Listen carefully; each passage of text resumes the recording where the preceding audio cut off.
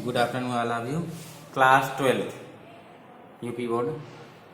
कल हम लोग पढ़ रहे थे हिंदी काव्य खंड में चौथा चैप्टर मैथिली शरण गुप्त। मैथिली शरण गुप्त में पढ़े थे हम लोग कैकेयी का अनुताप, यानी कैकेयी का पश्चाताप। कैकेयी अपने किए हुए कार्य पर बहुत पश्चाताप कर रही होती है और अपनी बात रखती है उपस्थित सभा में। देखिए अब आज इसके आगे पढ़ते हैं।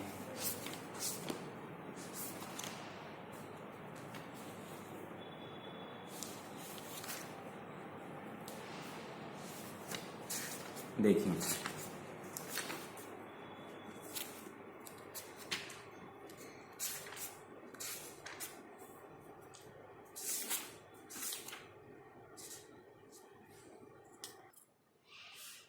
देखिए यहाँ से पढ़ते हैं। 100 बार धन्यवाद एक लाल की माई, जिस जननी ने जना है भरत सा भाई।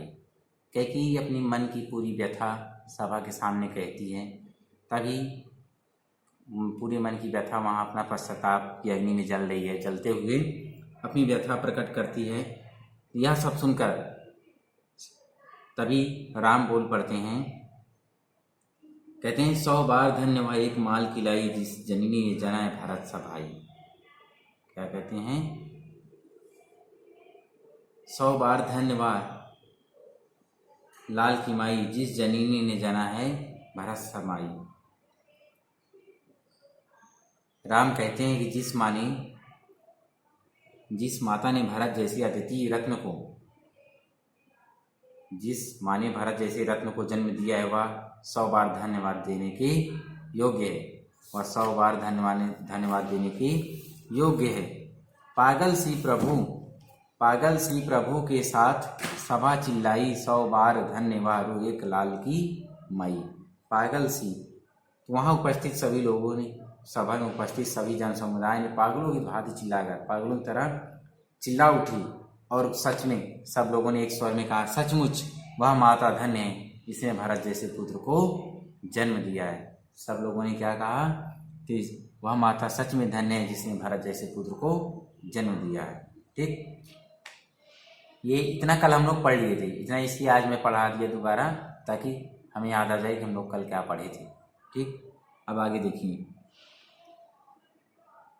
हाँ लाल उसे भी आज गमाया मैंने, विकराल कुयस यहाँ कमाया मैंने।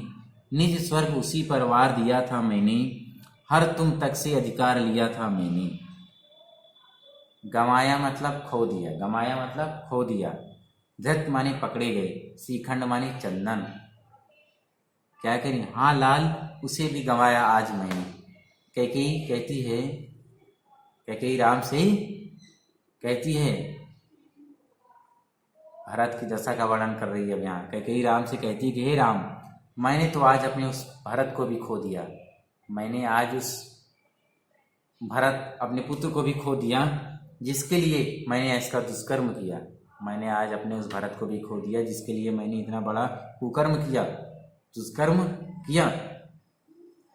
उस पुत्र को खोकर भी मैंने भयंकर रूप से, उस पुत्र को खोकर मैंने अपयश ही प्राप्त किया है। क्या करिए? उस पुत्र को होकर मैंने अपयश ही प्राप्त किया है। निज स्वर्ग उसी पर वार दिया था मैंने, हर तुमसे अधिकार लिया था मैंने। मैंने अपने उस पुत्र के लिए अपना स्वर्ग सुख भी न्यौछावर दिया, यानी स्वर्ग के जैसा सुख भी न्यौछावर कर दिया था, और उसी के कारण मैंने तुम्हारा अधिकार भी हर लिया था या तुमसे छीन लिया था। यानी अधिकार कौन सा? राज्य का अधिकार भी तुमसे छीन लिया था। वही मेरा पुत्र आज हीन होकर रुदन कर रहा है। क्या करें? पर वही आज यह दीन हुआ रोता है, संकित सबसे घृत हरिण तुल्य होता है। आज वही मेरा पुत्र दीनहीन होकर रुदन कर रहा है, यानी रो रहा है। संकित सबसे घृत हरिण तुल्य होता वह पकड़े हुए हिरण की भांति सबसे भयभीत है। वह पकड़े हुए हिरण की तरह भयभीत है।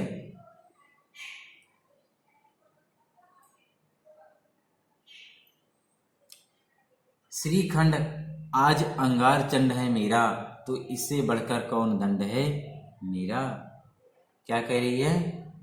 कह रही है कि चंदन के समान शीतल स्वभाव वाला मेरा पुत्र, चंदन के समान स्वभाव वाला शीतल मेरा पुत्र भरत जलते हुए अंगारे के समान दिखाई दे रहा है। वह जलते हुए अंगारे के समान दिखाई दे रहा है।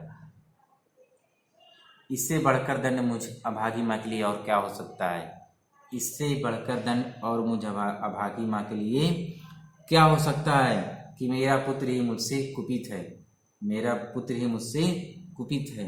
अतः मुझे और बड़ा दंड ना दो, और बड़ा दंड मुझे ना दो। मेरा पुत्र ही मुझसे दूर हो गया है, मुझे उल्टा सीधा कह रहा है, इससे बड़ा और मुझे अब दंड ना दो। कैकेयी कहती है जिस भरत के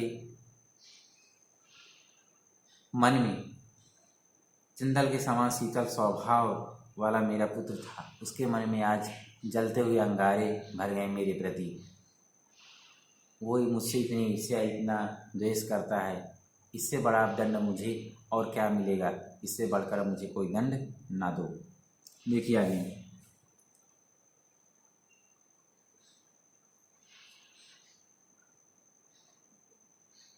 पटके मैंने पद पाड़ी मोह के नद में, पटके मैंने पद पाड़ी मोह के नद में, जन क्या क्या करते नहीं स्वप्न में मद में।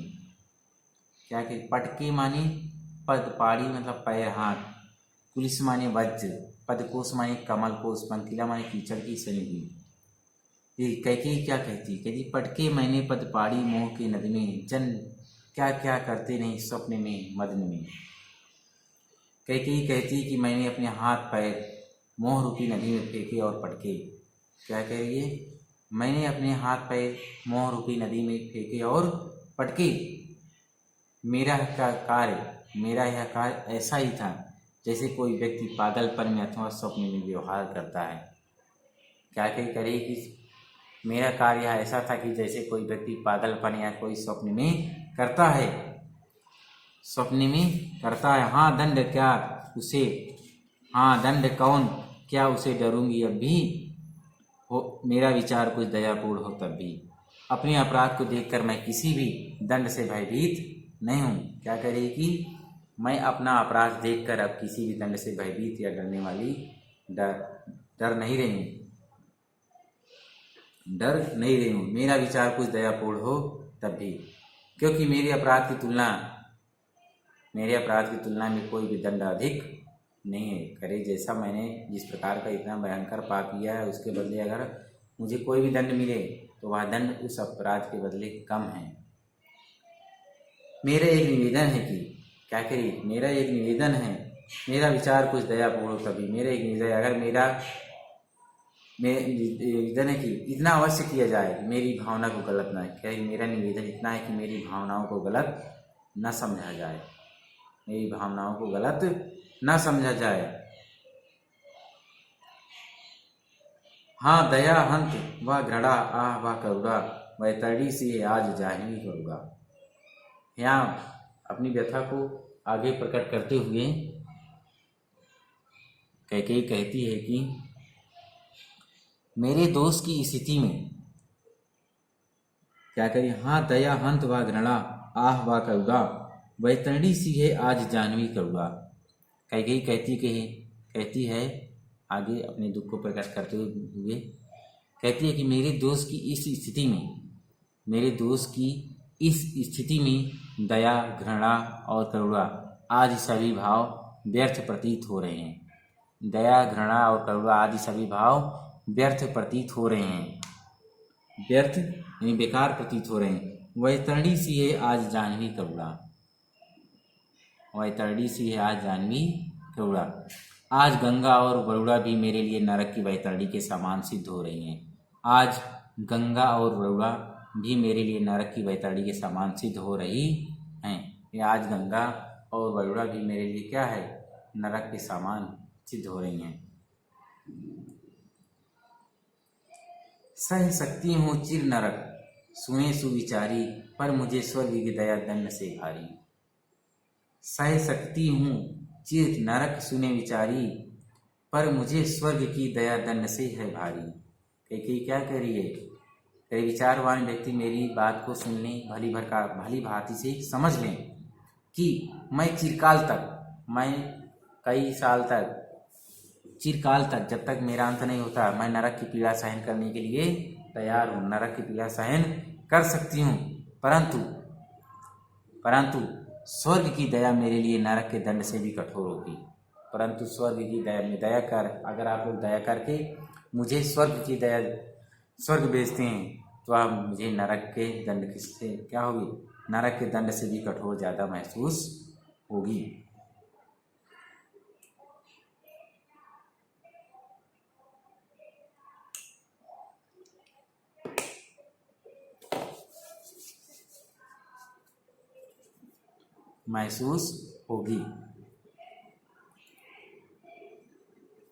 देखिए अब आगे,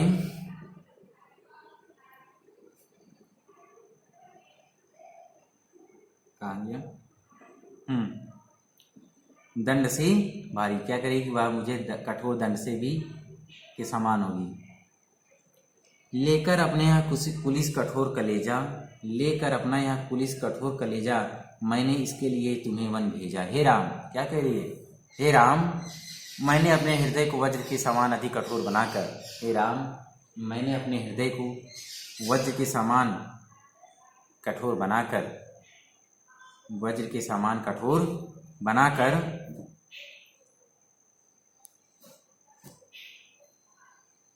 तुम्हें वन भेजा था। अब मेरे हृदय की भावनाओं को क्या करिए? पर मुझे क्या करिए? मैंने इसके लिए ही तुम्हें वन भेजा। घर चलो इसी के लिए, ना रूठो अभियों, कुछ और कहूँ तो उसे सुनेंगे सब क्यों। अब मेरे उस हृदय की भावनाओं को विचार करते हुए क्या करेंगे? मेरी हृदय की भावनाओं का विचार करते हुए अपने घर चलो, अब और अधिक न रूठो। अपने घर चलो और अधिक न रूठो। इसके अतिरिक्त यदि मैं कुछ और बात कहूँगी, इसके अलावा मैं और कोई बात कहूँगी, तो कोई उस पर विश्वास नहीं करेगा, यानी मेरी बातों पर कोई विश्वास नहीं करेगा। देखिए, ये साकेत महाकाव्य से लिया गया है, मैथिलीशरण गुप्त जी का। कल भी पढ़े थे हम लोग कि रामचरितमानस के बाद ये पहला महाकाव्य है जो इतना प्रचलित हुआ था।